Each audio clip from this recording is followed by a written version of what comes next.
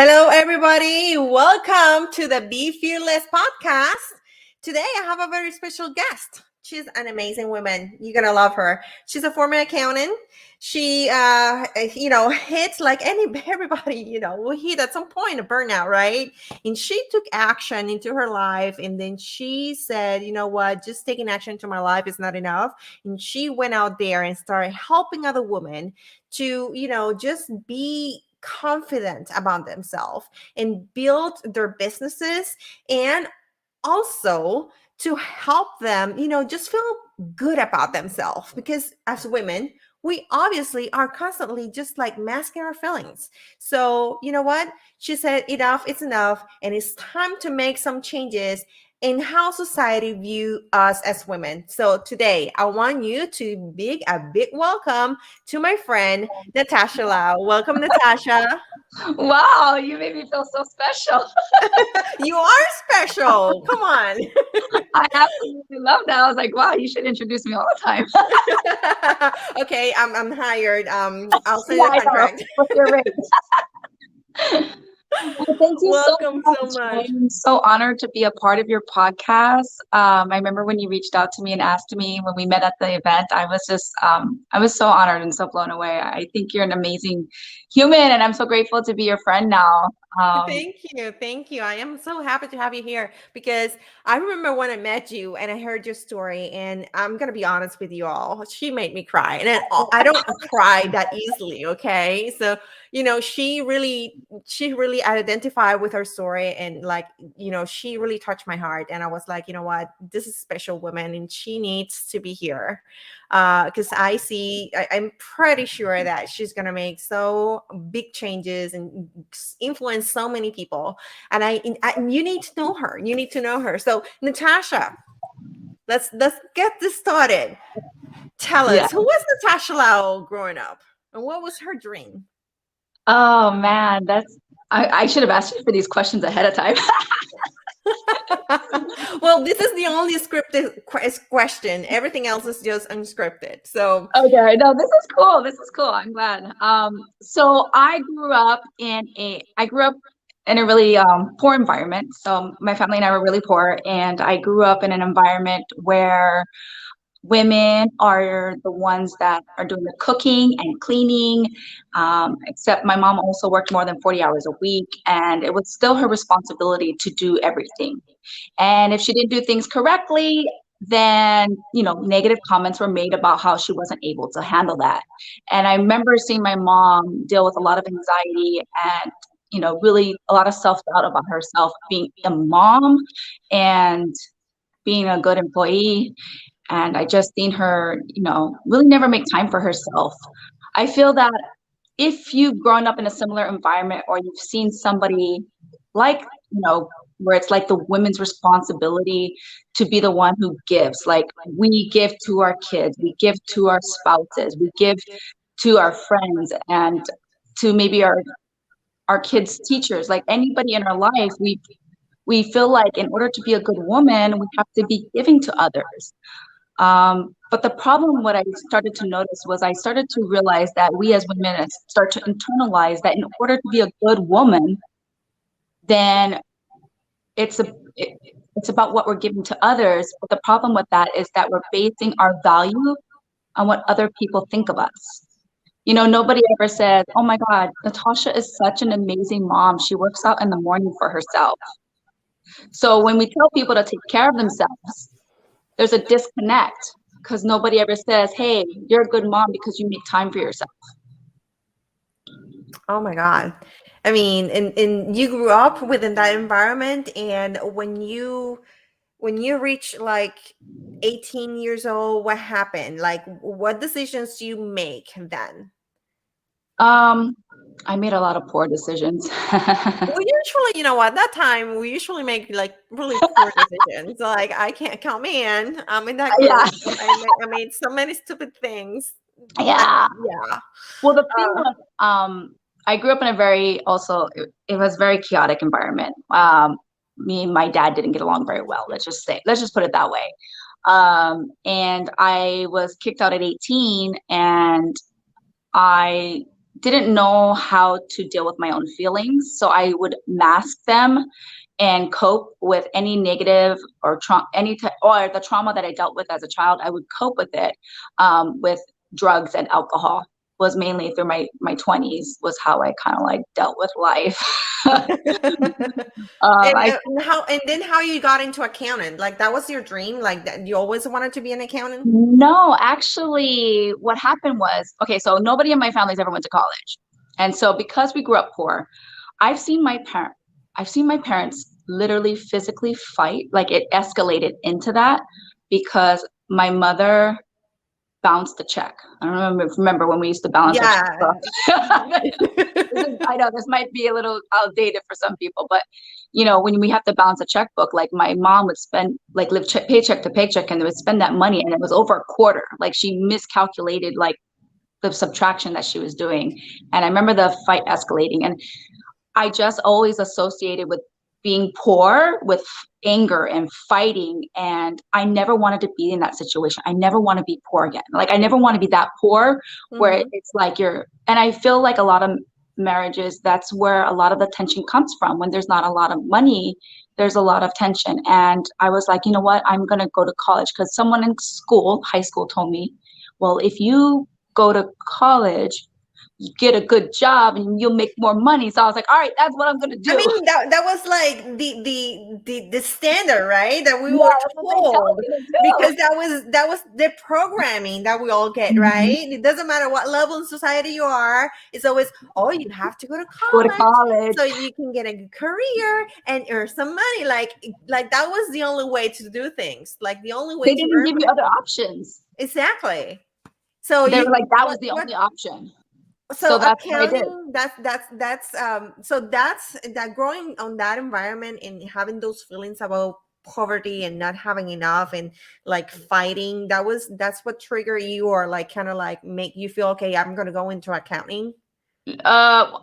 Honestly, accounting, I just felt like it would give me a stable job. I felt like it would be easy if I had an accounting degree. It would be easy to get a job. It would be easy to open up doors for me. Like the thought of doing something that I actually was passionate about was like, I didn't think it was possible. Like I just didn't think like you can make money doing things you loved. I actually think the complete opposite now, but you know, I thought like you have to just find a stable job. And I thought with accounting, I was like, you know what, I'll just pick this because I know if I get this degree, I'll be able to get a job. All right. I'm sorry, but we have a visitor. I'm just like trying to see if he's gonna do it. Are you gonna jump in or what? Are you gonna come up? I was wondering if my daughter was gonna visit us. No, no. It's usually my dog lately. Like he wants to be here. Oh, oh, that's usually where my daughter goes to, behind my chair. So, here we go. So we were saying, you guys that you're watching us on video, don't mind him. I mean, this is his jam. Is just like come in and sit while I'm live interviewing people. Obviously, are you gonna sing or like are you smelling? Okay. Oh, he's so cute. I took a shower. That's why he liked you. Okay. So, all right. So we were there, and then you did accounting for how long? How many years? Not that long. Honestly, like if you look at my resume or like my track record, I guess, I don't stay at jobs very long. If I was, you know what, that's anyway, fine, because there's a study, now that you touched that on that, there's a study that said that at least that one person would change jobs at least 5 times in their lifetime. Oh, I was probably 5 in 5 years. So, at least 5 times. You will change at least 5 times, So if you do more than that, that's fine. I guess that's healthier, because if you should not stay in a place where you don't feel comfortable working. There's also benefits. I used to do, so for a short period, I actually did staffing. So instead of the accounting work, I used to help organizations find accountants. And what I started to realize what companies were looking for was a little bit of more of a diverse background. Now, I don't know if this applies to all the industries. I'm just speaking from a business standpoint. But people would rather have hired somebody who has 3-5 years here, 3-5 years here, 3-5 years here, 3-5 years here versus 20 years in one Mm-hmm. place because you've worked with different sizes of teams, different you know, Different companies. different industries Yeah. possibly, or you've worked with, you know, just different people, different backgrounds, different systems. And so it gives you that more diverse background. And then they feel that those people can add more value because they have experience from different areas. So there's actually a benefit to like the loyalty, staying at a company for 20-40 years, that is non-existent in That's so today's market. 1960s. Yeah. Yeah. All right. So you did all that, and then how network marketing came your way? Like Uh, that. let's see. Okay, so I was actually working about 70 hours a week, and I just had my son. And I was sleeping about 5 hours a night. I had to drive. I was driving about 40 minutes to work and about an hour and 15 minutes home. But I was so exhausted from being a first time mom and trying to work that schedule that I was like, I had to pull over on the side of the road because I was falling asleep. I couldn't stay awake because I was so like physically and mentally exhausted. And I don't know, you know, obviously being a first time mom, I don't know what the heck I'm doing. I'm just trying to keep a human alive, which is it was pretty kind of hard. Like I'm like, how do I keep this person alive? Just feed them, right? Exactly. And then trying to be that good employee.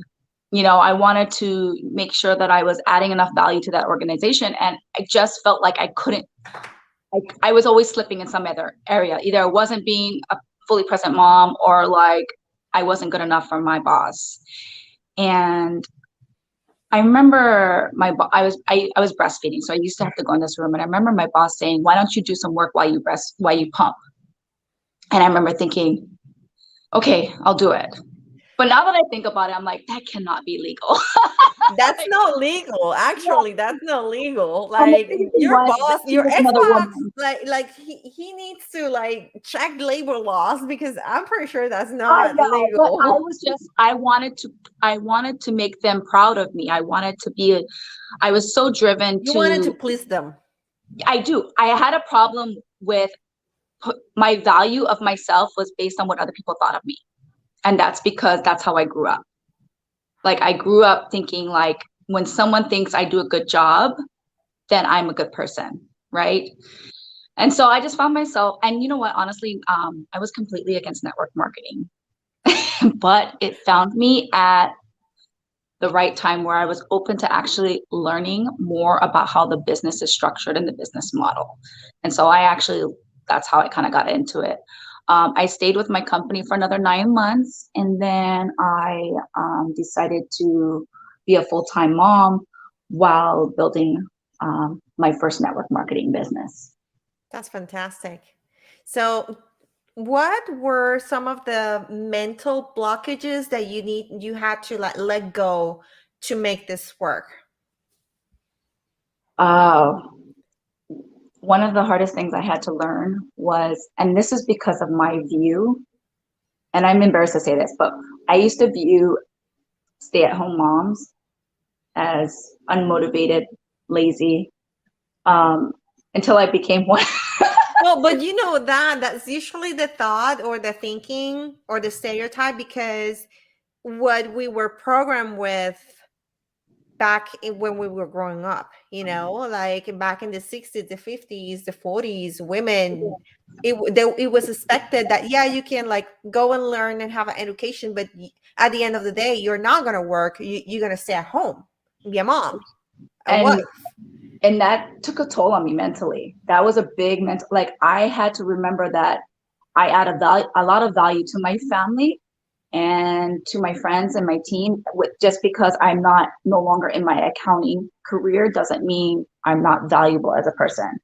Um, and I give a huge shout out to, like, being a stay-at-home mom does not fulfill me. So anybody who's a stay-at-home mom, I like bow down to you because you're an amazing person. You're an amazing human, and it's not hard physically. It's more hard on the mental aspect, because Yeah. you're dealing with your kids day in and day out all day long. And sometimes you just need like adult interaction. right? Yeah. Like, can I speak to an adult? But I love what I do now. Like, I love that I'm able to have that flexibility to create my own. And now I'm more passionate about telling people, like, hey, if you want to do something that you love, there's a way to monetize it. It's not going to be easy. It's going to take time, but you can totally do it. That's fantastic. So tell us, well, what are those like three top tips that you will give our audience today and tell them, like, listen, I did this, or these are my top three things that I do to rock my network marketing business. Okay. I think the Now biggest, I'm picking into your brain I because know, you're staying at home, you have two kids, right? I A do, boy but and a one's girl. in school, one's in preschool right now, and the other one, don't judge me, is on her iPad. And I'm surprised it's lasted this long. I'm surprised she hasn't come up. She's in this attention phase right Uh-huh. now. Okay, so network marketing literally changed my life. I went from somebody playing the victim, always blaming other people and my external circumstances for how things have happened to me. And network marketing really forced me into personal development and helped me learn more about what I can do, not just for myself and how do I can be a better person for my family and friends, but also what I can do for other people. How can I use my story to help and serve other people? And that is what brings me the most joy.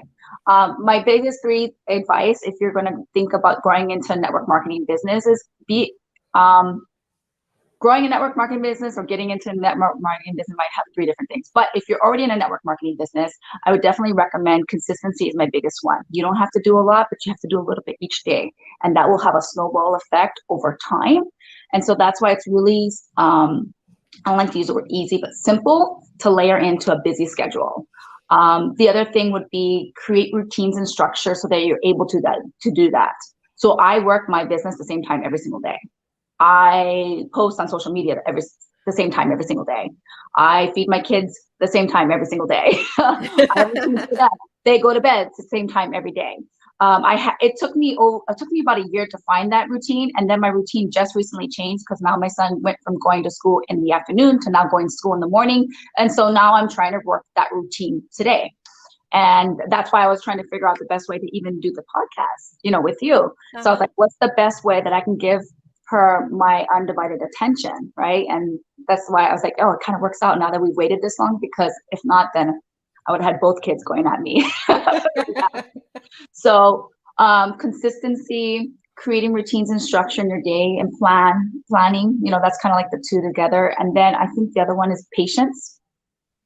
I went into network marketing with no skills. I was so bad at sales that I was in a sales job position once and they wanted to fire me, but I was so scared of having fired on my resume that I asked them if I could quit, which was dumb because then I could have collected unemployment probably, but but I didn't want to, if someone said, why did you leave? I was really good at making a reason that sounded positive. Versus saying, hey, I got fired, I got let go. So I was so bad at sales that I actually was going to get fired. So I came into network marketing with already like, I can't sell. I'm like, but I had so much hope into creating something that I was able to have that more flexibility with my schedule. And now that it's evolved, into my brand where I help overwhelmed moms, not just from the network marketing aspects, but I actually help them from a personal aspect. Like I helped overwhelmed moms really implement boundaries and really drop that guilt so that they can show up better as themselves and really feel good about what they do, feel good in their shoes. Like, hey, just because I give my kid Nutella for breakfast doesn't mean I'm a bad mom, right? Like we all do things differently, right? Just because I'm using an iPad to give, people might say something about that, but you know what? I'm still a good mom and my kids know that I love them. And that's what I want moms to realize too. I love it. I love everything about what you do, what you are about, and what you represent. And I'm telling people, like she has big things coming up, and for this year. So if you have not connected with Natasha Lau yet, just make sure that you go to Facebook and connect with her. And she had something for you today. She has a big gift for you today. And you can get it. The link is in the description of this podcast. And I'm just going to show it up for you in the screen. So go to smart.bio/Natasha _Lau _ and grab her freebie. She has a tons of information for you as well. So when you subscribe, you also get more information sent to you, and you guys, you're gonna love it. You are going to love it. So any final words to the audience before we leave today? I just want to say that, like, we all go through the time where we're having self-doubt or we're feeling really bad about ourselves. And I think one of the things that really helped to me is I started to focus on all the things that I've done good for myself. And so I want you to really think about that as well.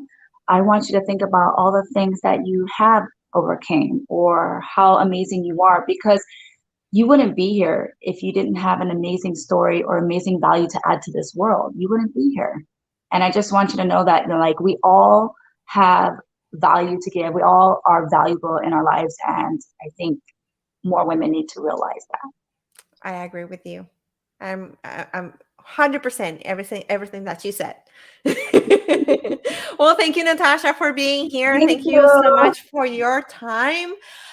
For you guys, if you have not, grab my book, Dauntless: Creating Your Blueprint for Success. Don't forget to go to Amazon and search for Dauntless: Creating Your Blueprint for Success, or search for my name, Dagmar Torres. You'll find me there. You can grab my freebie at dauntlessbook.com/promo. Don't forget to follow the podcast here in Facebook. Remember, we go live Mondays and Wednesdays at 1 p.m. Eastern Time in Facebook and YouTube at the same time. You also can get the Audible version of the podcast.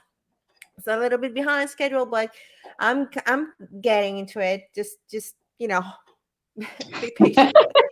I'm getting there. And that will also, distribute to another platforms. So we also in Spotify. So if you already have an account in Spotify, you can find us there. And don't forget to follow me on Instagram. This is Success Strategist. So there you are. In the meantime, thank you so much for your time. Thank you for being here. Thank you for your support. Until the next time, don't forget to unlock your potential and be fearless. Bye.